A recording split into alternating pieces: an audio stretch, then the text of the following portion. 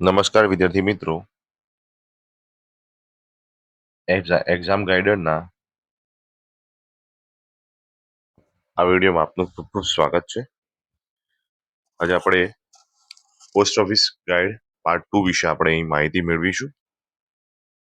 શરૂઆતમાં હું તમને થોડું જણાવી દઉં. પોસ્ટ ઓફિસ ગાઈડ પાર્ટ 2 એ ફોરેન પોસ્ટ બાબતની વિગતો તેમજ નિયમો ધરાવે છે કે જેમાં આંતરરાષ્ટ્રીય સ્તરે આપણે કોઈ પાર્સલ પત્ર વગેરેનો વ્યવહાર આપણે કરવો હોય તો તેના માટેના નિયમો એ પોસ્ટ ઓફિસ ગાઈડ પાર્ટ 2 ની અંદર આપણે અહીં જોઈશું.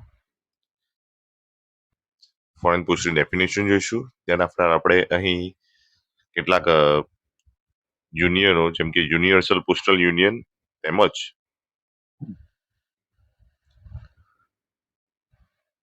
એશિયા પેસિફિક પોસ્ટલ યુનિયન વિશે પણ અહીં માહિતી મેળવીશું. સેક્શન 1 થી આપણે શરૂઆત કરીશું. તો વધુ સમય ન લેતા આપણે આપણા મૂળ મુદ્દા પર ચાલુ કરીએ. ઓકે. સેક્શન 1 જેની અંદર જેને જનરલ તરીકે અહીંયા આગળ લખે છે લોકો. પોસ્ટ ઓફિસ ગાઈડ પાર્ટ 2 ની અંદર સેક્શન 1 ની અંદર રૂલ નંબર 1 છે. Definition of the forest post. The term foreign post apply to the postal service which do not come within the definition of inland post as given in clause 93 of part 1. તો foreign post ઓફિસની definition અહીં આગળ તમને એમનો answer આપેલો છે. તેમને અહીં આગળ એની ડેફિનેશન આપેલી છે કે જે વિદેશી પોસ્ટ એનો મતલબ શું થાય તો શબ્દ એ જે વિદેશી પોસ્ટ જે છે એવી પોસ્ટ સેવાઓને લાગુ પડે છે જે ભાગ 1 ના કલમ 93 માં આપેલ આંતરદેશીય પોસ્ટની વ્યાખ્યામાં આવતા નથી. ઇનલેન્ડ પોસ્ટ જે છે એમાં જે એની ડેફિનેશનમાં જે આવતા ન હોય તેને આપણે ફોરેન પોસ્ટ આપણે તેને કહીશું. So this is the definition of the foreign post. Okay, તો આ ફોરેન પોસ્ટની ડેફિનેશન છે. ચલો હવે આપણે અહીંયા આગળ નેક્સ્ટ રૂલ જોઈશું. Category of the foreign postal articles exchanged in the foreign post are broadly divided in two categories. કેટલી કેટેગરીઝ ની અંદર ડિવાઈડ થયેલું છે? બે કેટેગરીઝ ની અંદર ડિવાઈડ થયેલું છે. ઓકે, ફોરેન પોસ્ટલ જે આર્ટિકલ્સ છે એ ફોરેન પોસ્ટલ આર્ટિકલ્સ ઓલવેઝ બે કેટેગરીઝ ની અંદર ડિવાઈડ થયેલા છે. કઈ કેટેગરીઝ છે? ફર્સ્ટ લેટર, સેકન્ડ છે પાર્સલ પોસ્ટ. બે પ્રકારની કેટેગરીઓ, એક છે લેટર પોસ્ટ કહેવાશે અને સેકન્ડ છે પાર્સલ પોસ્ટ કહેવાશે.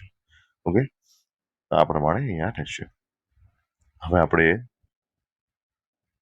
રૂલ નંબર 3 જોઈશું કે જેની અંદર યુનિવર્સલ પોસ્ટલ યુનિયન વિશે માહિતી આપેલી છે. Universal postal union UPU. The Universal Postal Union, all the countries of the world with few exceptions are members of the union known as a Universal Postal Union. Okay,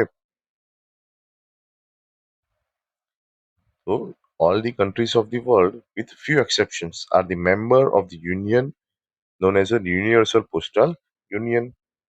universal postal યુનિયનમાં શું છે કે થોડા અપવાદ સિવાય વિશ્વના તમામ દેશો યુનિવર્સલ પોસ્ટલ યુનિયન તરીકે ઓળખાતા યુનિયનના સભ્યો છે. કેટલાક થોડાક અપવાદો દરેક દેશના અંદર આપણને જોવા મળશે.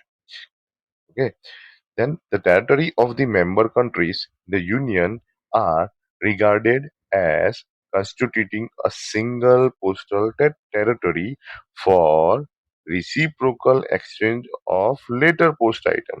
યાદ રાખજો અહીંયા વિદ્યાર્થી મિત્રો કે અહીંયા આગળ જે સિંગલ પોસ્ટલ ટેરિટરી ત્યાં આગળ યુનિવર્સલ પોસ્ટલ યુનિયન ગણાય છે, પણ કેના માટે? Exchange of the letter post item. આ પ્રકાર અહીંયા આગળ આ પ્રકારનો સવાલ ઘણી વખત આપણી ડિપાર્ટમેન્ટલ એક્ઝામની અંદર પૂછાયેલ છે. સો તમે આના વિશે તમે માહિતગાર રહેજો. Freedom of the transit is guarantee through out the territory of the union. Okay, તો યુનિયનના સમગ્ર પ્રદેશમાં પરિવહનની સ્વતંત્રતાની તેને ખાતરી આપવામાં આવે છે. Freedom of transit is guarantee through the territory of the union. Territory of the union. તો યુનિયનના જે દરેક એની અંદર આપણે આ જે યુનિવર્સલ પોસ્ટલ યુનિયનની અંદર શું કરવાનું છે, ફ્રીડમ ઓફ ટ્રાન્ઝિટ હોય છે. પણ અહીંયા આગળ આપણું જોવાનું કેવું છે, લેટર પોસ્ટ આઇટમની અંદર અને સિંગલ પોસ્ટલ ટેરિટરી આપણે ત્યાં આગળ ગણીએ છીએ. ઓકે, હવે આપણે નેક્સ્ટ આપણને આગળનો ટોપિક જોઈશું.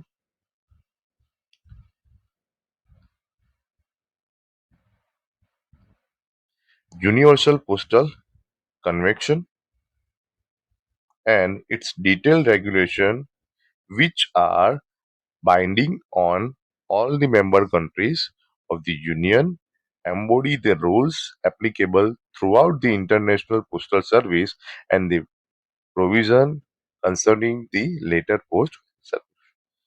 તો આ ટોપિકની અંદર શું કહેવામાં આવે છે કે યુનિવર્સલ પોસ્ટલ કન્વેન્શન અને તેના વિગતવાર નિયમો જે યુનિયનના તમામ સભ્ય દેશો પર બંધન કરતા છે.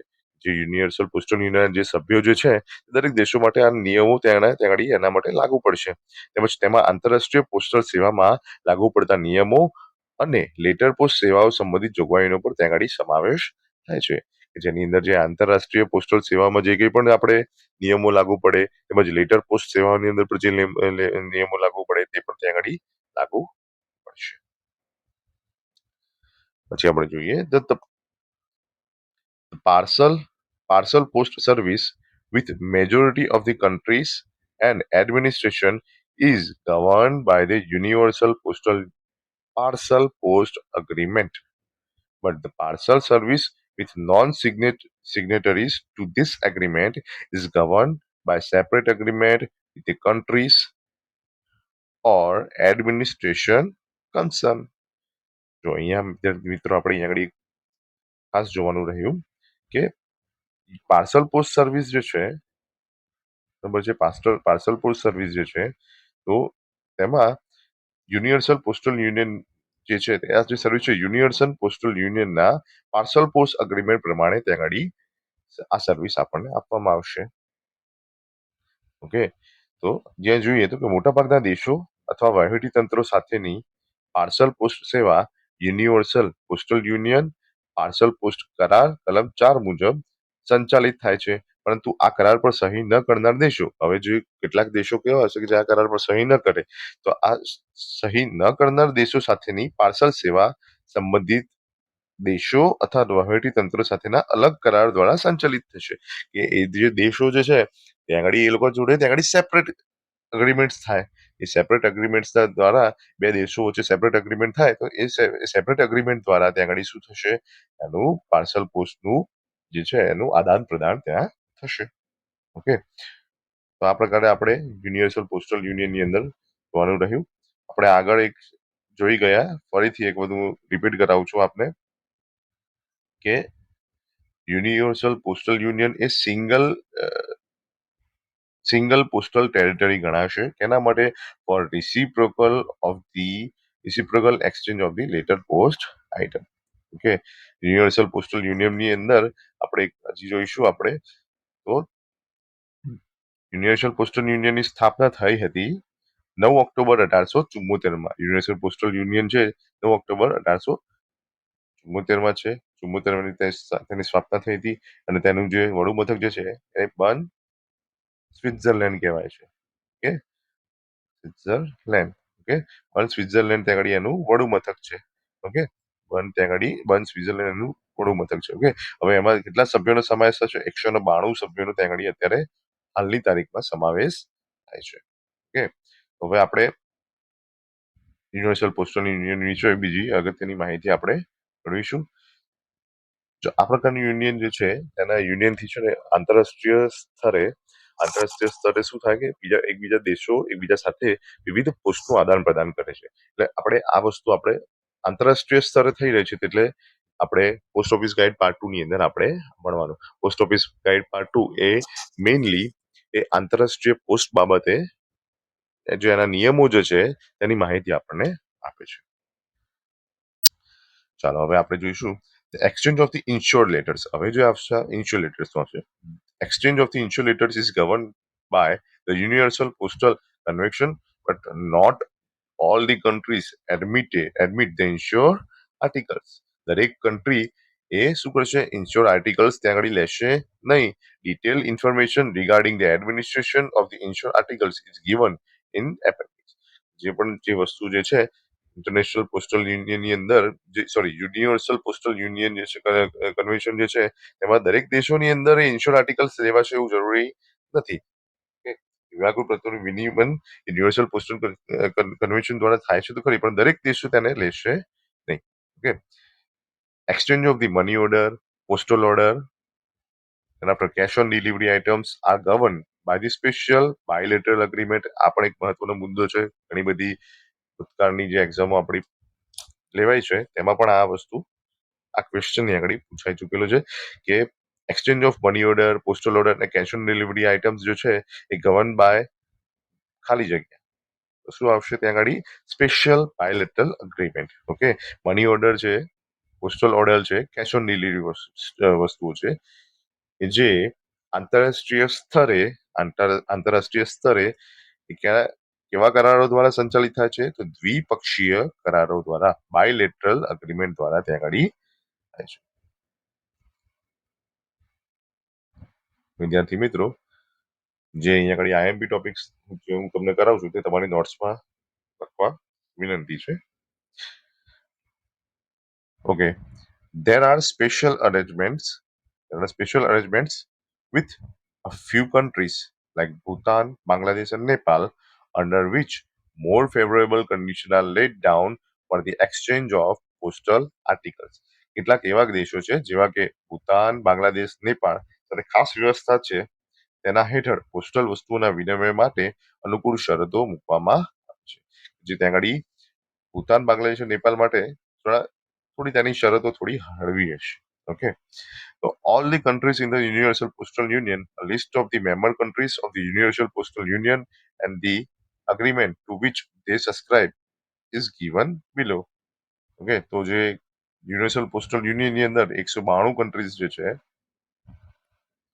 192 કન્ટ્રીઝ જે છે તેનું અહીંયા આગળ લિસ્ટ આપેલું છે. એકવાર તમારે આ જોઈ લેવાનું છે. ઓકે. અફઘાનિસ્તાન, બે ઓકે. આ બધી વસ્તુઓ તમારે એકવાર જોઈ લેવાનું છે.